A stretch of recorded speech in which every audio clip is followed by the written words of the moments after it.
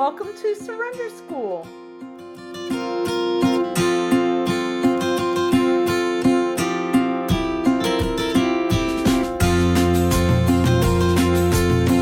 So the video that you watched was on step 4, and we talked a little bit about the instinctual variance, and then the next video, the step 5 in session 5 video, has a lot more about the instinctual variance.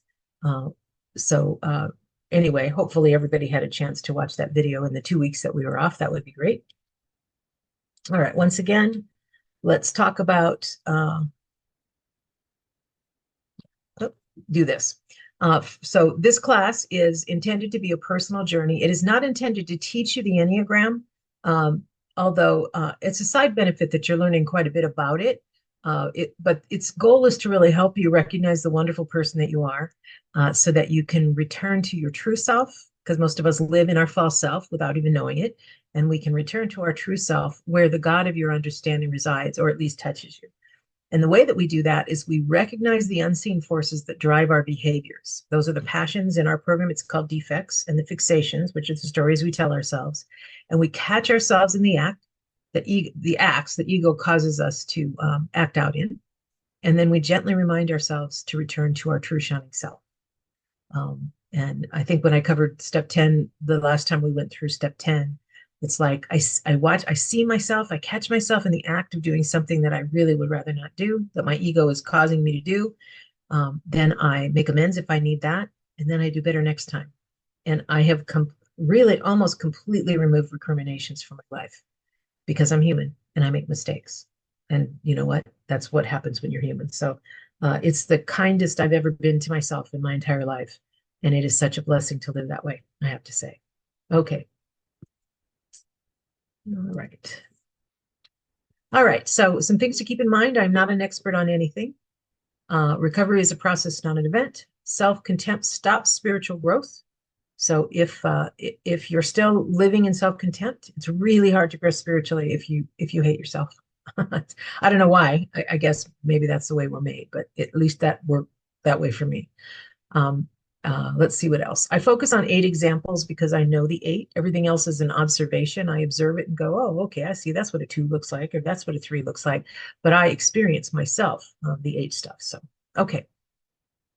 So we had, the assignment was to basically use the little format, that form. This is probably the toughest thing that I've given in all the assignments, just because so many people are already through, have already been through the steps many, many times. And so now I'm saying, okay, now go back and do something here. And that, I don't know if that worked for any of you.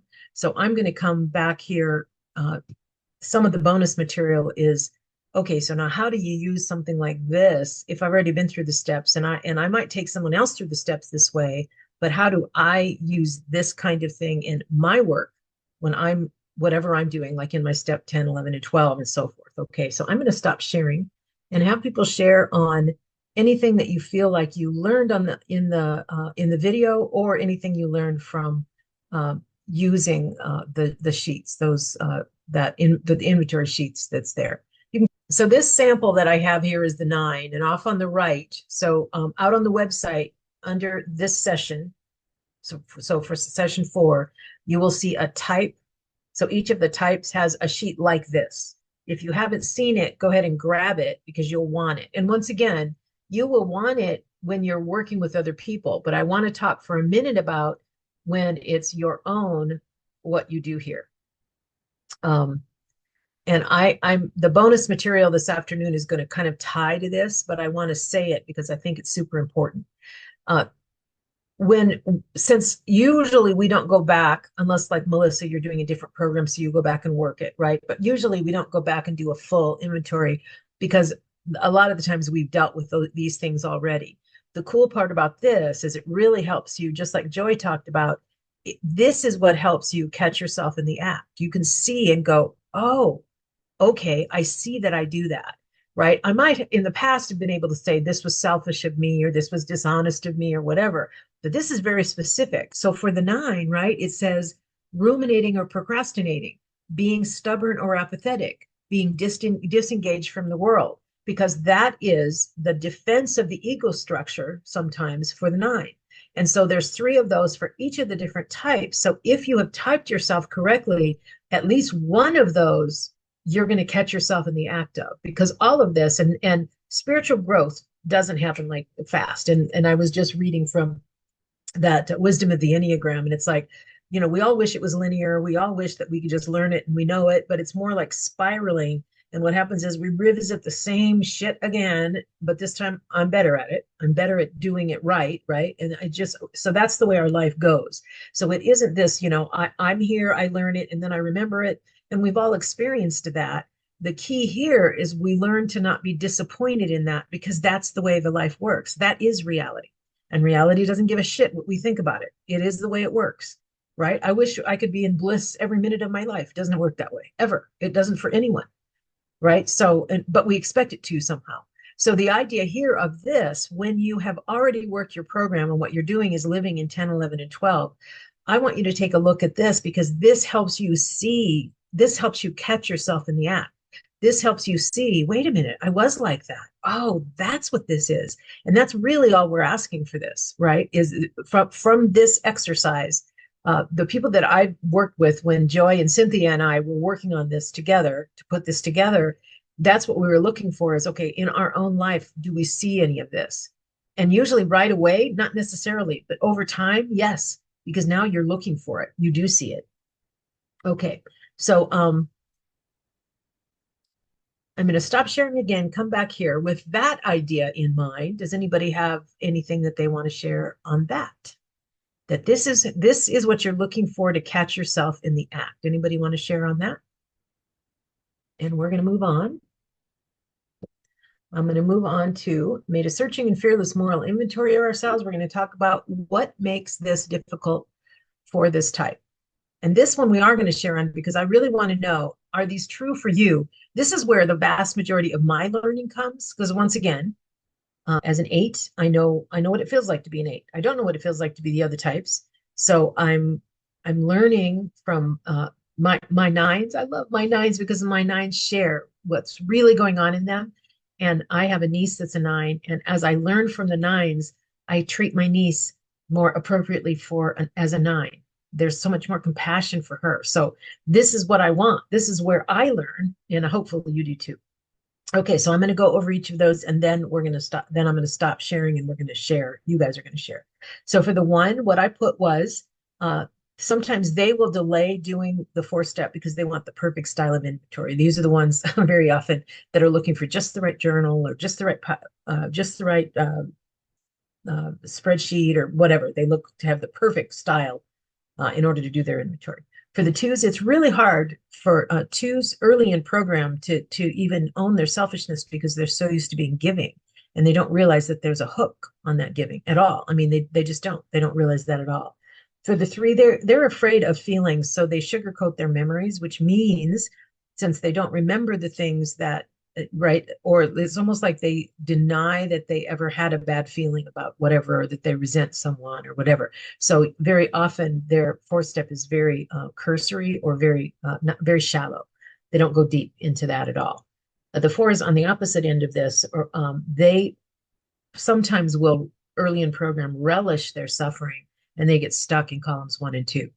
I'm sure that woman that had the 75 pages of resentments, I'm relatively sure she's probably a 4, would be my guess. 5 years in columns 1 and 2 of step 4. Ugh, kill me now.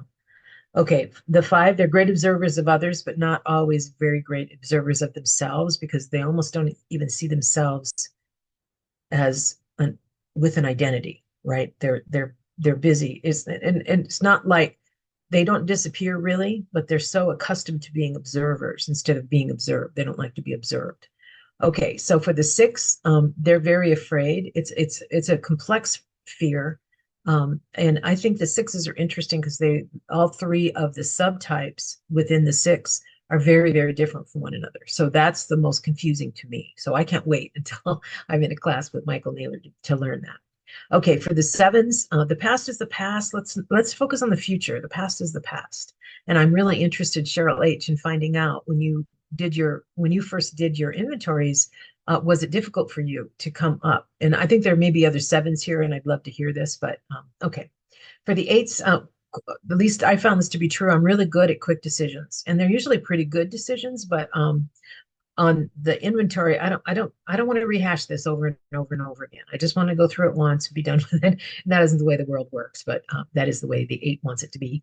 And then for the nine, I'll worry about that tomorrow when I have more energy. And then the next day, let me worry about that tomorrow when I have more energy. So that's the reason, or at least my estimation of the reason on why step four, actually doing the fearless, the searching and fearless moral inventory was difficult. And so something to keep in mind when you're working with other people, what is going to be their difficulty? If they're a different type than you are, what is going to be their difficulty? And then kind of keep that in mind as you're working with them. So Cheryl H., I'm not even going to give you an option. You are going to be the first person to share right now, if you don't mind. Okay. So a dear friend of mine this morning sent me, not this picture, but a picture of somebody who was just taking a picture of the ocean, and then suddenly a whale came and they could see the tail. It was absolutely beautiful. So Melissa, thank you for sending that. It was just an awesome, awesome video.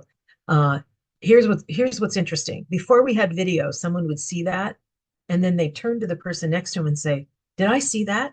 Was that really there? Did I really see that?" Because we didn't have video evidence of it, right? So did we really see it? I don't know. Maybe we did, maybe we didn't. That is exactly the way it feels when we catch ourselves in the act. We go, what just happened here? It's like you're watching yourself and you go, did I really do that? And so early on, it's more obvious, but now we catch ourselves in the act too. And one of the things I want to say, the people that say you spot it, you got it, that is usually true. The things that I hate in other people are things I really hate in myself, right? The things that irritate me in other people are things that irritate me in myself. Those are really good things to look at.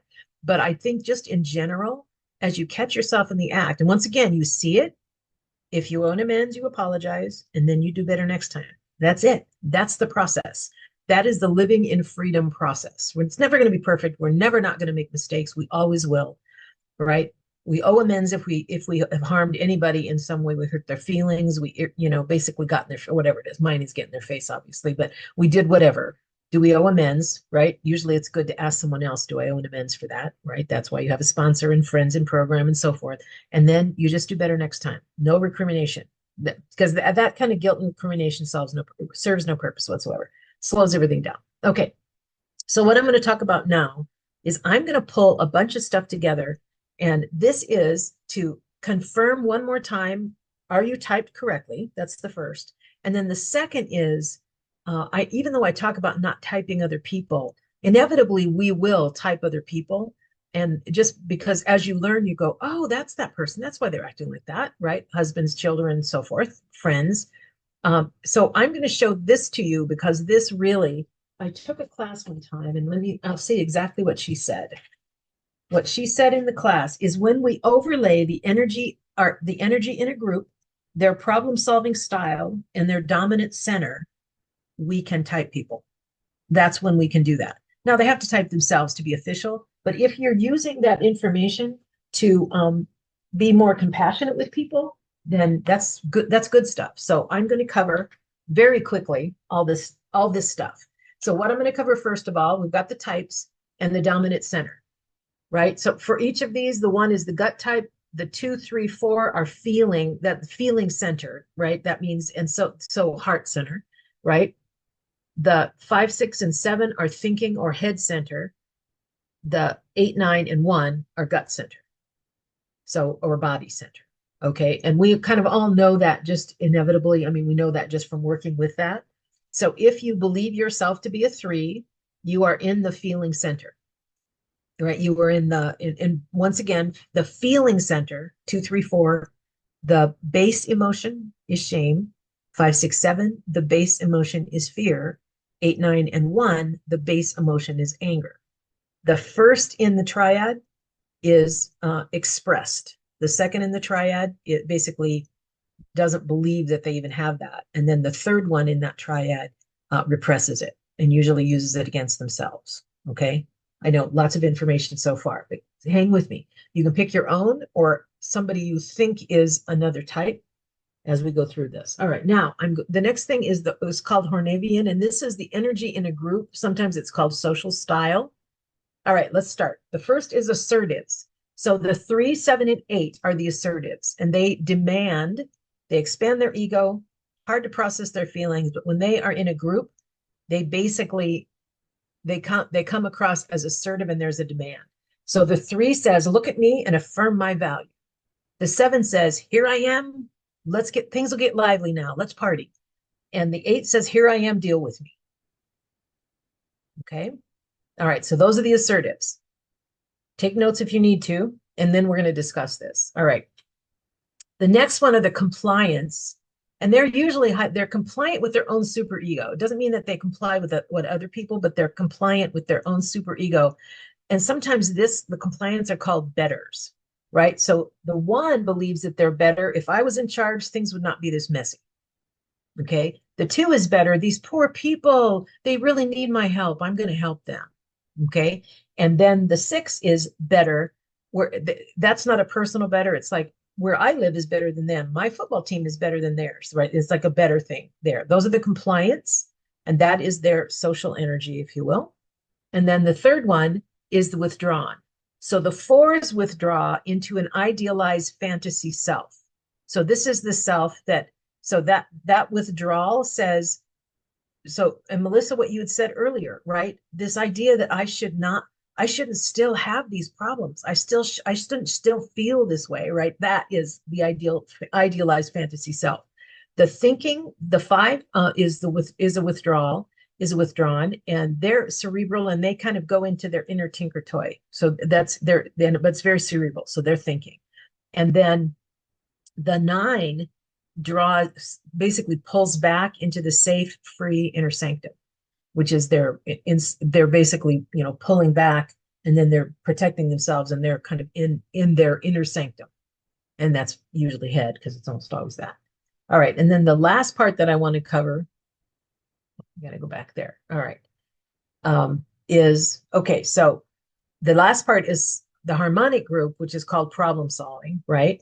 And okay, so the reactives play hard to get. So once again, 4, 6, and 8 are the reactives. And by the way, sexual 4, sexual 6, and sexual 8 are the most like angry people you've ever met in your life. Always it gets blamed. They're called an 8, even when they're not, because they're angry. Okay. So the 4s are reactive, but they play hard to get. The 6s are reactive, but they are engaging but defensive. And the 8s are reactive. They have their guard up and they act tough. Okay. Now the positive outlook ones, that's the other one. That's the way they problem solve if they run into an issue. The 2s have a positive outlook and they neglect their own needs. The 7s have a positive outlook and they focus on their own needs. And the 9s have a positive outlook and they don't want to deal with their own needs or anyone else's needs. They don't want to deal with needs. Okay. And then the final piece here are the competency group. They like to be competent. So the 1s try to be a good girl or boy. The 3s bend the rules, take the shortcuts, because they really want, when it's all done, they want to be competent. They want it to work out. And then let's see, am I there? Yeah. And then the 5s, they have no patience with rules. They make their own rules, usually, the competency 5s. Okay, so this is the sheet that I'm talking about. And I think what I'm going to do is, I think that I will leave it up. And let me see if I can do speaker. Did everybody get a picture of that? That I can take it down so that I can share and see faces? Okay. Can you go back to the Hornvian ones or whatever it's called? Energy and group for the 1. Yeah, hold on. Let me go back. Like That, this? yes. This one. Okay. Compliance. Yes, yes, yes. Yeah. Thank you. Okay, so yeah, so the 1 is compliant. The 1 is compliant, and once again, they think they're better than other people. Like they walk in, and they walk into a room, and this is how they feel. So, and once again, this is my summary of when I read it and my observing of it, not living it, right? So, but basically, they walk into a room, and whether they say it or not, they think, oh boy, if I was in charge, this would not be this messy. That's true. I mean, Okay. okay. There you go, Scott. You're like, oh yeah, yeah, yeah, that's all right. Let me pull it all up. Okay. So what I would say, like if I just met my husband, I might say, okay, I'm pretty sure that he is a 5.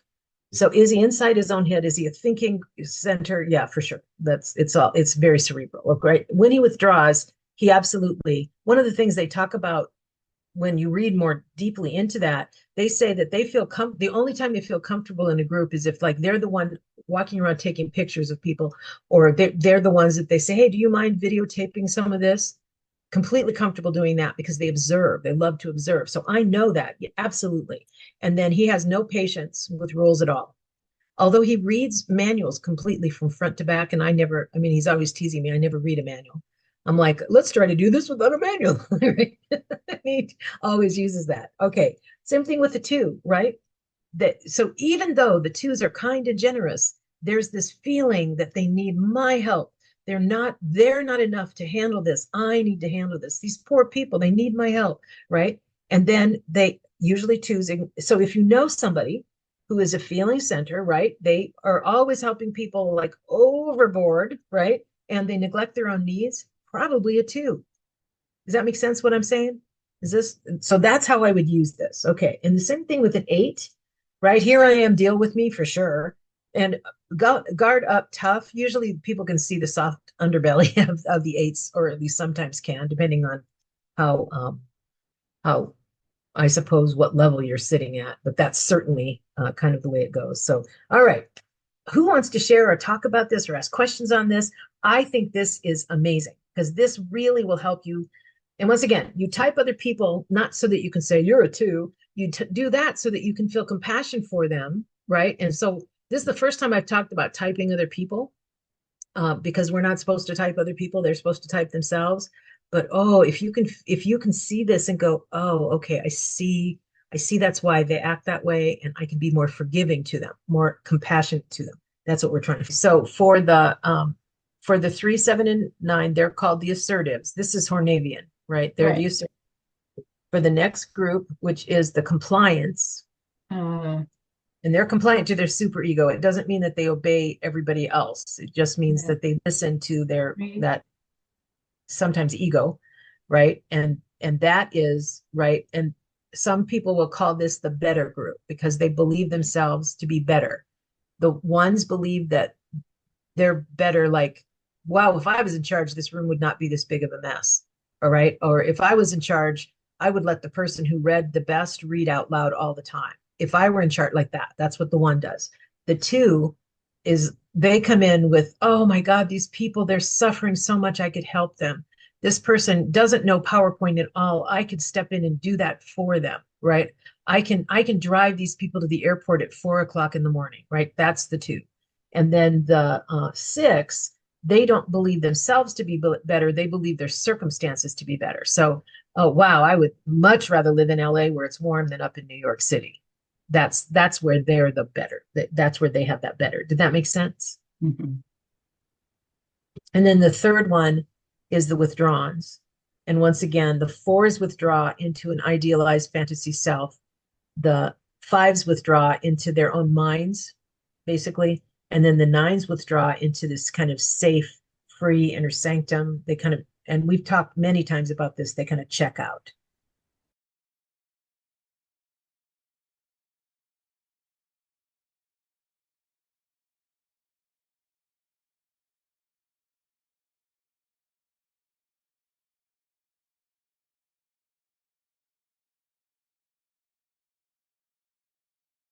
And I say forgive yourself, but so much of it is just, love yourself. If you can feel compassion for yourself and the way you show up and the way you are, then basically you can feel compassion for the other types, which this is about that as well.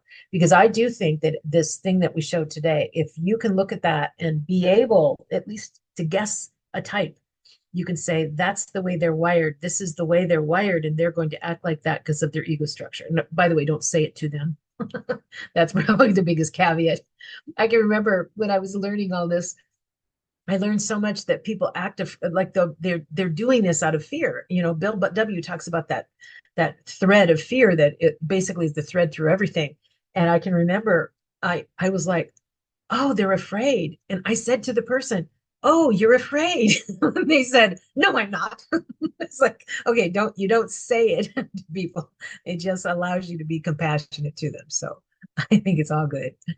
All right, we are at time, you guys. This has been great. Thank you so much for hanging in there and for going through this. And Joy will go ahead and post that document, that slide, so that you can have that and use that for good. Thanks for